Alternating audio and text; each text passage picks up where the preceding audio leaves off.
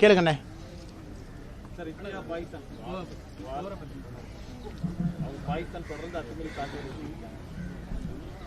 ஐயா, குறிப்பாக இந்தியா பாகிஸ்தான் இரண்டு நாடுகள் நம்முடைய நாட்டுக்கும் இன்னைக்கு ஒரு எதிரி நாடாக இருக்கக்கூடிய பாகிஸ்தானுக்கு இருக்கக்கூடிய பிரச்சனை என்பது இன்று நேற்று அல்ல.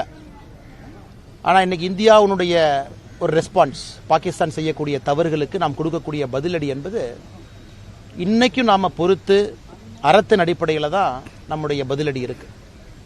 நீங்களே யோசிச்சு பாருங்க, 2008 மும்பை அட்டாக் நடந்த பொழுது 166 பேர் கொடூரமாக கொல்லப்பட்டாங்க. அன்னைக்கு அமைதி முறையில் ஐநா சபையிலிருந்து எல்லாத்தையும் நம்ம வேண்டுகோள் விடுத்தோம். குறிப்பாக யாரெல்லாம் இந்த தாக்குதலுக்கு பின்னணியில் இருக்கிறாங்களோ நடவடிக்கை எடுக்கணும். அதன் பிறகு தொடர்ச்சியாக பல தாக்குதல் நடந்தும் கூட மிக முக்கியமானது பத்தான்கோட் 2016 பஞ்சாப்ல நம்முடைய ஏர்பேஸுக்குள்ள பாகிஸ்தான் தீவிரவாதிகள் தீவிரவாத செயலில் ஈடுபட்டாங்க. அன்னைக்கு கூட நம்ம என்ன சொன்ன, மோடி ஐயா, பாகிஸ்தான் நாட்டில் இருக்கக்கூடிய பாதுகாப்பு அதிகாரிகளை இந்தியாவுக்கு வர சொன்னோம். பத்தான்கோட்டுக்கு நீங்க வாங்க, வந்து பாருங்க, டிஎன்ஏ எவிடன்ஸை பாருங்க, தொலைபேசி உரையாடல்களை பாருங்க, எப்படி உங்களுடைய தீவிரவாதிகள் எங்க நாட்டுக்குள்ள பத்தான்கோட்டில் தீவிரவாத தாக்குதல் நடத்துறாங்க பாருங்கன்னு சொன்னோம். அன்னைக்கு பாகிஸ்தான் அதிகாரிகள் இந்தியாவுடைய ஏர்பேஸுக்குள்ள அனுமதி கொடுத்தோம். அது வரைக்கும் இந்தியா சரித்திரத்திலே அனுமதி கொடுக்கல. ஆனா திரும்பி போன பாகிஸ்தான் அதிகாரிகள் இந்தியாவை திரும்ப கூப்பிட்டுருக்கணும். உள்ள இது பார்ட் ஆஃப் எக்ஸ்சேஞ்ச், நீங்க இங்க இன்வெஸ்டிகேட் பண்ணுங்க, எங்களையும் உங்க நாட்டுக்குள்ள கூப்பிடுங்க. அதையும் பாகிஸ்தான் அவமதிச்சது. அதே 2016 ஊரியில தாக்குதல் நடத்தப்பட்டு 23 நம்முடைய சோல்ஜர்ஸ், ராணுவ வீரர்கள் அவங்க தங்கியிருந்த கேம்புக்குள்ள பாகிஸ்தான் தீவிரவாதிகள் கொண்டாங்க. அந்த ஊருக்கு நம்ம பதிலடி தாக்குதல் கொடுத்தோம். லைன் ஆஃப் கண்ட்ரோலை தாண்டி போய் நம்முடைய பாதுகாப்பு படை பதிலடி கொடுத்துட்டு வந்தாங்க. 2019 புல்வாமா 46 பாதுகாப்பு படை வீரர்கள் கான்வாயில போகும்போது சிஆர்பிஎஃப் கான்வாய் அடிச்சு 46 பேர்த்த கொண்டாங்க. அப்பாவிகள் எந்த வேலையும், எந்த தப்பான வேலையும் செய்யாம நாட்டுக்காக பாதுகாப்பு பணியில் ஈடுபட்டவங்க. நாம் என்ன பதிலடி கொடுத்தோம்? பாலாகோட் ஏர் ஸ்ட்ரைக், திரும்ப லைன் ஆஃப் கண்ட்ரோலை தாண்டி பாலாகோட் பகுதிக்குள்ள போய் ஏர் ஸ்ட்ரைக் பண்ணிட்டு வந்தோம். ஸோ பாகிஸ்தான் செய்யக்கூடிய எல்லா தவறுகளுக்குமே நம்முடைய பதிலடி என்பது ஒரு முறையும் ஒரு படி மேல மேல போறோம்.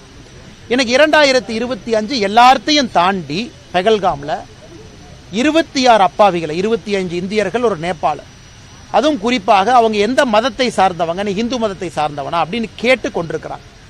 அதற்கும் நம்ம பதிலடி கொடுத்தோம். அதுவும் ப்ரொபோர்ஷனேட். எப்படி கொடுத்தோம்? பாகிஸ்தான் ஆக்கிபைடு காஷ்மீருக்குள்ள 5 இடத்துல நாம குறிப்பாக தீவிரவாத மையங்கள் எங்க இருக்கோ, லஷ்கர் இ தொய்பா, ஹிஸ்புல் முஜாஹிதீன், இது போன்ற தீவிரவாத அமைப்புகள் எங்க இருக்கோ அதை தாக்குதல் நடத்தணும். பாகிஸ்தானுக்குள்ள 4 இடத்துல தீவிரவாத அமைப்புகளை பார்த்து நம்ம தாக்குதல் நடத்தணும். அதுல குறிப்பாக லஷ்கர் இ தொய்பாவுடைய முக்கிய தீவிரவாதிகள் இருந்தாங்க. அமெரிக்கா போன்ற நாடுகள் அந்த ப்ரொஸ்கிரைப்டு சாங்ஷன் லிஸ்ட், யாரு மேலாம் நாங்கள் நடவடிக்கை எடுக்க போறோம்னு சொன்னவங்க மேல நாம தாக்குதல் நடத்தி இருந்தோம். அதுவும் கூட பாகிஸ்தானில் இருக்கக்கூடிய எந்த மிலிட்டரி இன்ஸ்டலேஷன் நம்ம அடிக்கல, பாகிஸ்தானுடைய ஏர்பேஸை நாம் அடிக்கல, பாகிஸ்தானுடைய மிலிட்டரி மேல கை வைக்கல, பாகிஸ்தானுடைய கிரிட்டிக்கல் இன்ஃப்ரா, ஒரு பவர் கிரிட்டோ, ஒரு எனர்ஜி செக்டரோ, ரோடுவேவோ, ஹைவேவோ எங்கேயும் நாம தாக்குதல் நடத்தல. நடத்திய பிறகு நாம் தெளிவாக சொன்னோம், நீங்க நடத்தின தீவிரவாத தாக்குதலுக்கு பதிலாக நாங்க உங்க நாட்டுக்குள் இருக்கக்கூடிய தீவிரவாத அமைப்புகள் எங்கிருந்து இந்த பெகல்காம் அட்டாக்க பிளான் பண்ணாங்களோ நாங்க அடிச்சிருக்கோம், நாங்க எக்ஸ்கலேட் பண்ணல அப்படின்னு சொன்னோம். அதன் பிறகு பாகிஸ்தான் என்ன பண்ணாங்க? அப்பாவி பொதுமக்களை பார்த்து டார்கெட் பண்ண ஆரம்பிச்சாங்க. பார்டர் ஏரியால ஷெல்லிங்.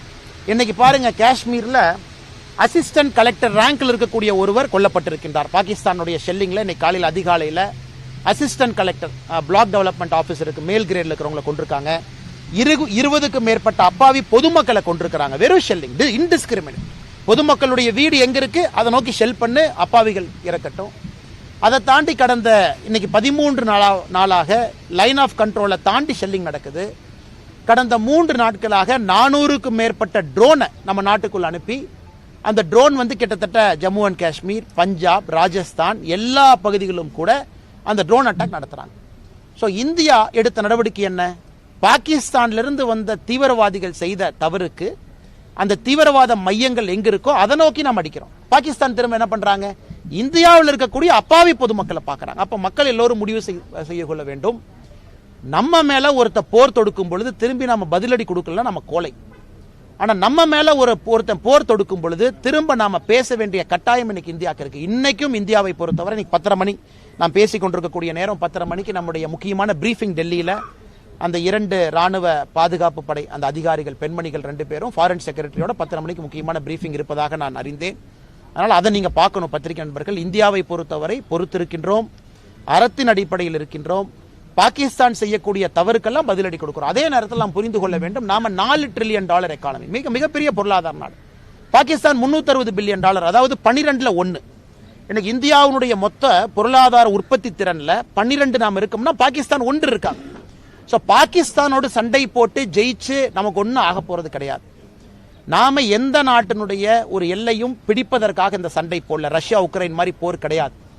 நம்ம நாட்டின் மீது நடத்தப்பட்டிருக்கக்கூடிய தீவிரவாத தாக்குதலை வேரோடு அறுத்து எரிய வேண்டும் என்கின்ற நோக்கத்தோடு இறங்கி இருக்கின்றோம். இதுல நம்ம தமிழ்நாட்டில் இருக்கோம். தமிழ்நாட்டில் இருக்கக்கூடிய நம்முடைய பார்வை கொஞ்சம் வித்தியாசமா இருக்கும். பாரத நாட்டின் மீது பற்று நமக்கு இருக்கு. ஆனாலும் நம்ம பார்டரில் இல்ல, நம்ம பாகிஸ்தானுடைய மிசைல் ரேஞ்சில் இல்ல, நம்ம பாகிஸ்தானுடைய ட்ரோன் ரேஞ்சில் இல்ல, நம்ம பாகிஸ்தானுடைய ஷெல்லிங் ரேஞ்சில் 3 இடத்திலும் நம்ம இல்ல. ஆனா இதே இந்தியர்கள், நம்முடைய சகோதர சகோதரிகள் பார்டர் ஸ்டேட்ல இருக்கிறவங்க, ஜம்மு அண்ட் காஷ்மீர், பஞ்சாப், ராஜஸ்தான், அவங்க எல்லாருமே பாகிஸ்தானுடைய மிசைல் ரேஞ்சில் இருக்காங்க, ட்ரோன் ரேஞ்சில் இருக்காங்க, ஷெல்லிங் ரேஞ்சில் இருக்காங்க. இந்த நேரத்தில் ஒரு நாடாக ஒற்றுமையாக நாம் இருந்து நாம் இந்தியர்கள் அனைவரும் ஒரு தாய் பிள்ளையினுடைய மக்கள் என்கின்ற உணர்வோடு நாம் இருக்கணும். எல்லா இடத்திலும் கூட நமக்கு அந்த வேள்வி இருக்கணும். பாதுகாப்பு படைக்கு நாம் கொடுக்கக்கூடிய சப்போர்ட் இருக்கணும். யூனிஃபார்ம் போட்டிருக்கக்கூடிய அதிகாரிகள் எல்லோருடைய பேச்சை நம்ம கேட்கணும். ஒரு சிவில் டிஃபென்ஸ் ட்ரில் பண்றாங்க, அதை முழுமையாக நம் களத்தில் இருந்து அவர்களுக்கு நாம் ஒத்துழைப்பு கொடுக்கணும். அது நம்முடைய காவல்துறை அதிகாரிகளா இருக்கட்டும், இல்ல சிவில் டிஃபென்ஸ் வாலண்டியர்ஸா இருக்கட்டும், ஹோம் கார்டாக இருக்கட்டும், பாராமிலிட்டரி போர்சஸாக இருக்கட்டும், ஆர்மியாக இருக்கட்டும், இந்த நேரத்தில் நாம் செய்ய வேண்டிய கடமை இந்தியர்களாக நம்முடைய அரசு சொல்லதை முழுமையா நாம செயல்படுத்தணும், கேட்கணும். பாதுகாப்பு படை அதிகாரிகள் சொல்றதை நம்ம கேட்கணும், காவல்துறை அதிகாரிகள் சொல்றதை கேட்கணும். நேற்று உதாரணத்துக்கு சென்னையில் காவல்துறை ஆணையாளர் கமிஷனர் அருண் அவங்க சொல்லியிருக்கிறாங்க, பொது இடத்துல நாங்க பாதுகாப்பை அதிகப்படுத்தி இருக்கோம். அப்ப நாமளும் கேர்ஃபுல்லா இருக்கணும். பொது இடத்துல பெரிய பெரிய கூட்டமெல்லாம் நாம போடுறோம், தேவையா தேவையில்லையா, இந்த நேரத்தில் நாமும் அதை உணர்ந்திருக்கணும். அதே நேரத்தில் பார்டர் ஏரியால நம்முடைய நண்பர்கள் சகோதரர்கள் யார் இருந்தாலும் கூட ஆதரவு வார்த்தைகளை சொல்லணும். சமூக வலைதளத்தில் எல்லோருக்கும் அந்த நம்பிக்கை இருக்கணும். ஆனால் நிச்சயமாக இன்னைக்கு நாளைக்கு இது முடிய போறதில்லை. மோடி அவர்களை பொறுத்தவரை, பாரத பிரதமர் நரேந்திர மோடி அவர்களை பொறுத்தவரை சங்கல்பத்தோடு களமிறங்கி இருக்கிறாங்க. ஏன்னா 2-3 இடத்துல நம்ம தாக்குதல் நடத்துவதற்கு முன்பு பிரதமர் அவர்கள் மிக தெளிவாக அவருடைய மனதை நமக்கு பிரதிபலிச்சிட்டாங்க. இந்த பூமியில எங்க ஒளிந்திருந்தாலும், பூமிக்கு கீழே ஒளிந்திருந்தாலும் உங்களை தொலாவி பிடிச்சு இல்லாம நான் பண்ணிடுவேன் அப்படின்னு. ஆனால் இந்த போர் என்பது தீவிரவாதத்திற்கு எதிரான போர். இது இன்னைக்கு நாளைக்கு முடியாது. நாம அக்ரெசிவா போகத்தான் போறோம். பாகிஸ்தான் இதன் பிறகு நம்முடைய நடவடிக்கையை பார்த்த பிறகு இந்தியால இன்னொரு அப்பாவி பொதுமக்களுடைய உயிரை எடுப்பதற்கு பலமுறை யோசிக்கணும். அதனால் பத்திரிகை நண்பர்கள், நாம் எல்லோருமே இந்த நேரத்தில் நம்ம ரிப்போர்ட் பண்ணக்கூடிய விஷயம், பேசக்கூடிய விஷயம், செய்யக்கூடிய விஷயம் எல்லாம் கண்ணியமிக்கதாக, அரசுக்கு ஒத்துழைப்பு அளிப்பதாக இருக்க வேண்டும் என்கின்ற தாழ்மையான வேண்டுகோளையும் உங்களுக்கு வைக்கிறேன். ஆனா பாகிஸ்தானை பொறுத்தவரை நான் இன்னைக்கு ஒரு சாதாரண ஒரு பொதுமக்களாக என்னுடைய உணர்வை நான் பிரதிபலிக்கிறேன். இன்னைக்கு பாகிஸ்தான் அதனுடைய நாடு அதனுடைய கண்ட்ரோல்ல இல்ல. நம்ம எல்லாரும் சொல்லுவோம், ஒரு நாட்டுக்கு ஒரு ஆர்மி வேணும். India's got an army. ஏன்னா பாரதத்துக்கு ஆர்மி வேணும். ஆனா பாகிஸ்தானுக்கு ஆர்மிக்கு ஒரு நாடு. நம்ம நல்லா புரிஞ்சுக்கணும். பாகிஸ்தான் நாட்டுக்கு ஆர்மி இல்ல, பாகிஸ்தான்ல இருக்கக்கூடிய ஆர்மிக்கு ஒரு நாடு. ஏன்னா அங்க இருக்கக்கூடிய ஆர்மி தான் அந்த சிவிலியன் கவர்மெண்ட்டை கண்ட்ரோல் பண்றாங்க. சிவிலியன் கவர்மெண்ட் ஆர்மியை கண்ட்ரோல் பண்ணல. இந்தியாவில் இருக்கக்கூடிய அரசு நாம ஆர்மியை கண்ட்ரோல் பண்றோம். ஆர்மி சிவிலியன் கவர்மெண்ட் கீழே வேலை பார்க்கறாங்க. அதனால நன்றாக புரிந்து கொள்ள வேண்டும். பாகிஸ்தான் இன்னைக்கு அந்த அரசனுடைய கட்டுப்பாட்டில் பாகிஸ்தான் இல்ல. பலுச்சிஸ்தான் அவங்க கட்டுப்பாட்டில் இல்ல. பாக் ஆக்கிபைடு காஷ்மீர் என்ன பிடிச்சி வச்சிருக்காங்களோ அவங்க கட்டுப்பாட்டில் இல்ல. பாகிஸ்தான் நேத்து international monetary fund IMF $1 billion கடன் வாங்கி தான் வண்டியே ஓட்டுறாங்க. நேத்து IMF $1 பில்லியன் கடன் கொடுக்கலனா இன்னைக்கு பாகிஸ்தான் அவங்களுக்கு எலக்ட்ரிசிட்டி கிரிட்ல பவர் ஜெனரேட் பண்ற கூட காசு இருக்காது. அதனால் பாகிஸ்தானை பொறுத்தவரை அது ஒரு பெரிய நாடே கிடையாதுங்க, ஒரு சின்ன நாடு. இந்தியாவுடைய பொருளாதார திறன்ல 12ல் 1 மடங்கு ஒரு பங்கு இருக்கக்கூடிய நாடு. ஆனால் பாகிஸ்தான் அவர்கள் முடிவெடுத்துக் கொள்ள வேண்டும். இந்தியாவோட தொடர்ந்து இந்த மாதிரி ஒரு விஷயத்துக்கு வர்றாங்க, அவங்க எக்ஸ்கலேட் பண்றாங்க, அவங்க சிவிலியனை கொள்றாங்க, அவங்க மிலிட்டரி இன்ஃப்ராஸ்ட்ரக்சர் அடிக்கிறாங்கன்னா பாகிஸ்தான் என்கின்ற நாடு வரைபடத்தில் இருக்காது என்பது உங்களை போன்ற என்னை போன்ற சாதாரண மனிதர்கள். ஏன்னா நம்ம அவ்வளவு பலமா இருக்கும். நம்ம நினைச்சோம்னா பாகிஸ்தானை ஒண்ணுமில்லாம பண்ணிடலாம். ஆனாலும் மோடி அவர்கள் அறத்தின் அடிப்படையில் அந்த போர் இருக்கு. நம்ம பாகிஸ்தானை எந்த இதுவுமே போய் தாக்கலையே. நம்ம மிசைல் விட்டு பாகிஸ்தானுடைய மிலிட்டரி இன்ஃப்ரா எதுவுமே அடிக்கல. அவங்க ட்ரோன் அடிக்கிறதுனால நமக்கு வேற வழி இல்லை.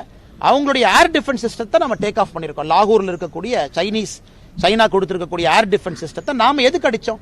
அவங்க ட்ரோனை நம்ம பார்டருக்குள்ள அனுப்புறதுனால அவங்க ஏர் டிஃபென்ஸ் சிஸ்டத்தை நம்ம எடுத்தோம், நாம அடிக்கல. அதனால இப்பொழுதும் பாகிஸ்தான் கையில தான் இருக்கு. இதை அவங்க எக்ஸ்கலேட் பண்றாங்க, இதை மிலிட்டரி கன்ஃபரன்டேஷனாக கொண்டு போறாங்கன்னா என்னை பொறுத்தவரை பாகிஸ்தான் என்கின்ற நாடு வரைபடத்தில் இருக்காது என்பதுதான் என்னுடைய தாழ்மையான கருத்து. இந்த ராணுவ வீரருக்கு ஆதரவா வந்து தமிழக அரசு ஒரு பேரணி ஒன்றும் தப்பில்லைங்கண்ணா. நம்முடைய முதலமைச்சராக இருக்கட்டும், இந்தியாவில் இருக்கக்கூடிய எல்லா மாற்றுக் கட்சியை சார்ந்த நண்பர்களாக இருக்கட்டும், உதாரணத்துக்கு சசி தரூர் இன்னைக்கு திருவனந்தபுரத்தினுடைய காங்கிரஸ் எம்பி எவ்வளவு அற்புதமா பேசுறாங்க.